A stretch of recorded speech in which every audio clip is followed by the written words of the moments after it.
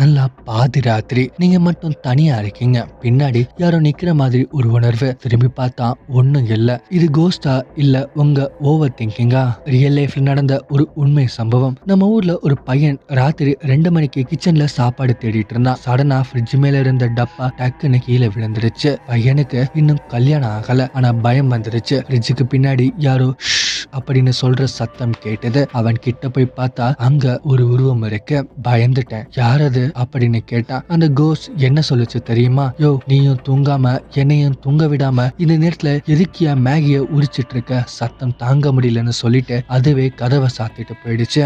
கோஸ்டுக்கே தலைவலி கொடுக்குற அளவுக்கு நம்ம ஆட்கள் இருக்காங்க. இது கோஸ்ட் எக்ஸ்பீரியன்ஸா இல்ல பாவியோட பாவங்களான்னு தெரியல. நீங்க எப்போதாவது ராத்திரி கோஸ்ட் கிட்ட இருந்து திட்டு வாங்கி இருக்கீங்களா? இந்த மாதிரி இன்னும் நிறைய வியர்டான இன்சிடென்ட்ஸ் கேட்கணும்னா த்ரில்லர் தமிழாவுக்கு ஒரு லைக் போட்டு சப்ஸ்கிரைப் பண்ணுங்க. அடுத்த வீடியோல பார்க்கலாம்.